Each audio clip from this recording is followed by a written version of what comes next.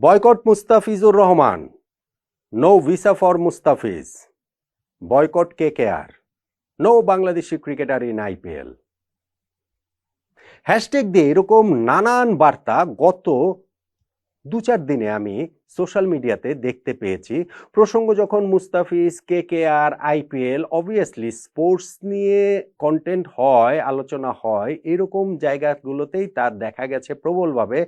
আমাদের not out Oman প্ল্যাটফর্মেরও বিভিন্ন ভিডিওতে কমেন্ট সেকশনে আমি এরকম কমেন্টস করতে দেখেছি, যেগুলোর মূল সুর একটাই। এইবারের আইপিএলের মিনি অকশনে মুস্তাফিজকে যে কিনে নিয়েছে কলকাতা নাইট রাইডার্স, মুস্তাফিজ যেন সেই কেকেআরের হয়ে আইপিএল খেলতে না পারেন, তাকে যেন খেলতে না দেওয়া হয়, এরকম একটা ক্যাম্পেইনই আসলে চলছে। ঠিক আসলে যৌক্তিক? কোনোভাবেই কি যৌক্তিক?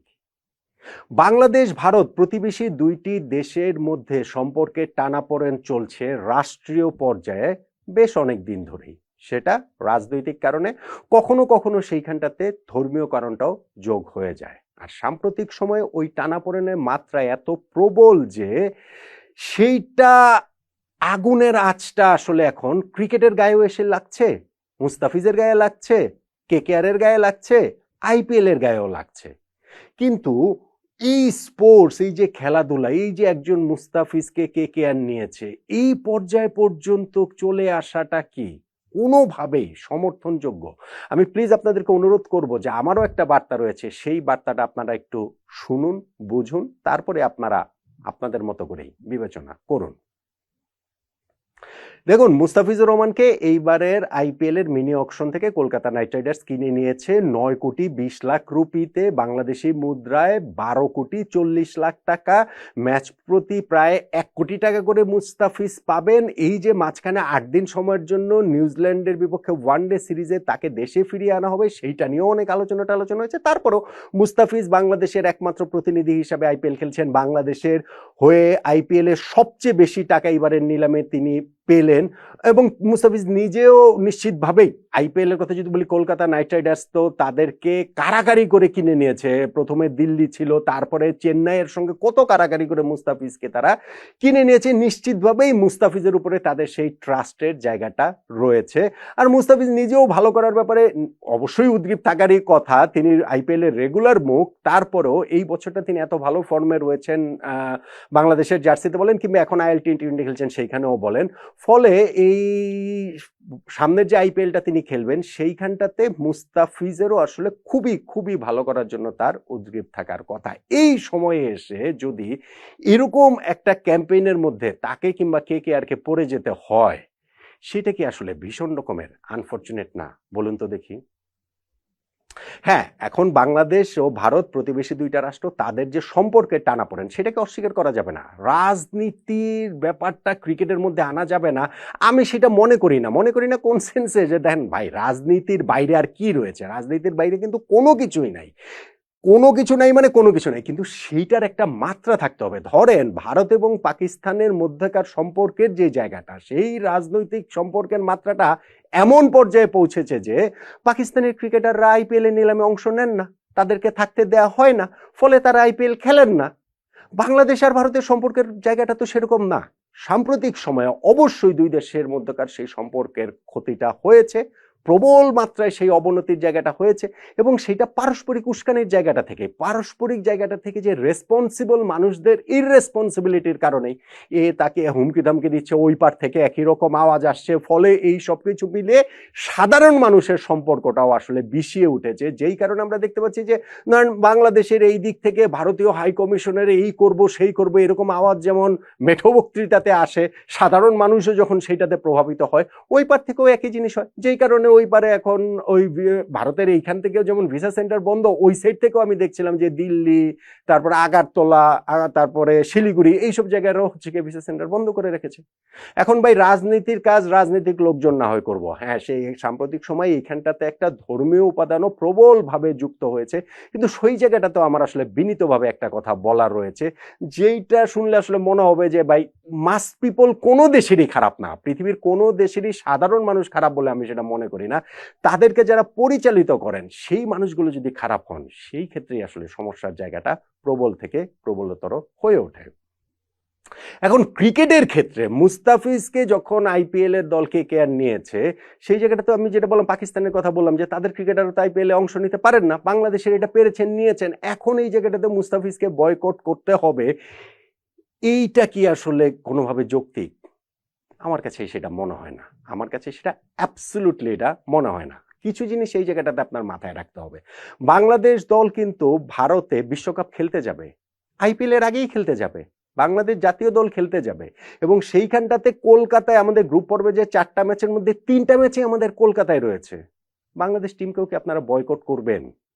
আইসিসি ইভেন্টে বাংলাদেশ টিমকেও কি বয়কট করা হবে? সেটা কি আসলে যৌক্তিক হবে? কোনোভাবে হবে? তাহলে ভাই মুস্তাফিজকে টার্গেট কেন করছেন? কোন কারণটাতে এই জায়গাটাতে করছেন আমাকে সেটা একটু বলেন তো দেখি। বা কেকেআর নিয়ে কি, মুস্তাফিজকে দলে নিয়ে কি তারা অপরাধ করে ফেলেছে? চেন্নাই যদি দলে নিত তাহলে আসলে কি হতো? চেন্নাই থেকে এরকম মিছিল মিটিং আন্দোলন বা যে সোশ্যাল মিডিয়ার যে জিনিসটা দেখছি সেরকম কি হতো? I don't think so. আমার কাছে সেইটা আসলে কোনোভাবেই মনে হয় না।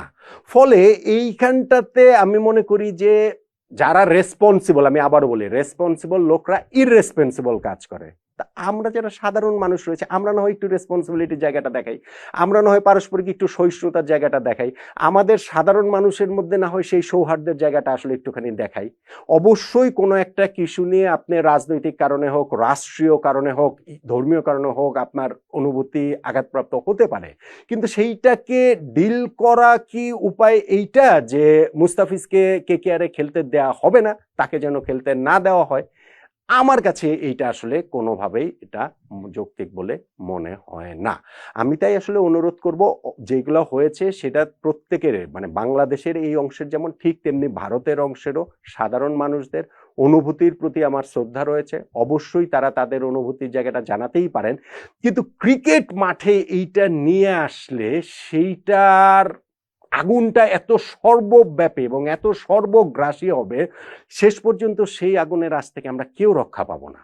আমরা কি সেটা করব? আমরা কি আমাদের যারা রয়েছেন রেসপন্সিবল, যারা কোট আনকোট আমাদের দুই পাশেই সীমান্তের এপারে ওপারে যারাই রয়েছেন, তারা তাদের লাভের জন্য, তারা তাদের স্বার্থের জন্য অনেক কিছু করবেন, করতেই পারেন, করেন, এটা হচ্ছে গিয়ে পৃথিবীর ইতিহাস। সাধারণ মানুষ তাতে বিভ্রান্ত হয়, সেটাও পৃথিবীর ইতিহাস। কিন্তু এই জায়গাটাতে আমার মনে হয় যে একটু রেসপন্সিবিলিটি যদি আমরা সবাই মিলে দেখাই, এটা ইস্যুটা শুধু মুস্তাফিজ না, ইস্যুটা শুধুমাত্র হচ্ছে গিয়ে এই যে কেকেআরে তাকে খেলতে দেওয়া হবে না হবে বিষয়টা সেটা নয়, আর অনেক কিছু এর মাঝখানে অবশ্যই হতে পারে, ঘটতে পারে, কিন্তু আমি মনে করি যে এখনো ঘটনাটা এই পর্যায়ে যায়নি যে মুস্তাফিজকে কেকেআর এর সমর্থকদের বয়কট করতে হবে, অথবা মুস্তাফিজকে খেলালে কেকেআর টিমকে বয়কট করতে হবে, সেই রকম একটা জায়গাতে পুরো ঘটনা প্রবাহটা চলে গেছে বলে আমার কাছে মনে হয় না। আমার তাই মনে হয় যে আমাদের প্রত্যেকেরই যদি আমরা একটু ধৈর্য ধরি, একটু সহনশীল হই, একটু সহিষ্ণু হই, একটু আমরা পারস্পরিক সৌহার্দ্যের জায়গাটা থেকে দেখি, সেই ক্ষেত্রে আমাদের এইখানটা থেকে হচ্ছে গিয়ে শেষ পর্যন্ত গিয়ে ওই সবার যে সদিচ্ছাটুকু যদি থাকে, তাহলেই আসলে ভালো কিছু হবে। তা যদি না হয়, তাহলে শেষ পর্যন্ত গিয়ে এই ঘৃণার চাষাবাস, এই ঘৃণার চাষাবাদ, এই ঘৃণার চর্চা, এই করে করে করে করে শেষ পর্যন্ত গিয়ে আমরা আসলে কোথাও যাব না। ফলে আমি মনে করি মুস্তাফিজকে যে কলকাতা নাইট রাইডার্স নিয়েছে, আমি এখনো এটা বিশ্বাস করতে চাই যে অবশ্যই কেকেআর ফ্যানরা তাকে স্বাগত জানাবে, অবশ্যই তার কাছ থেকে বিগ পারফরমেন্স আশা করবে।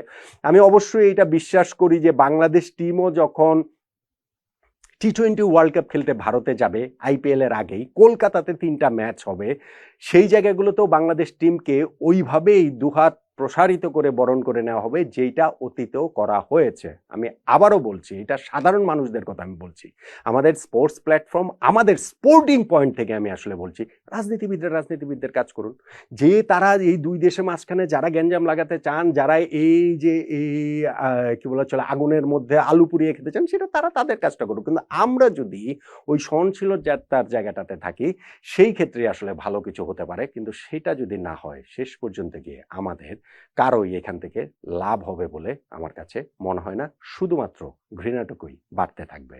ফলে মুস্তাফিজুর রহমানকে আইপিএলে তিনি খেলবেন, কেকেআর এর জার্সিতে খেলবেন, খুব ভালো খেলবেন, এইরকম একটা প্রত্যাশার জায়গায় সীমান্তের ওপার এপার সব জায়গা থেকে একই রকম ভাবে হওয়া উচিত বলে আমি অন্তত মনে করি, আমি অন্তত বিশ্বাস করি বেশিরভাগ মানুষের এখনো শুভবোধ আছে বলেই আমার সেই আস্থার জায়গাটা আপনার, আপনাদের, আমাদের সবার উপরে রয়েছে।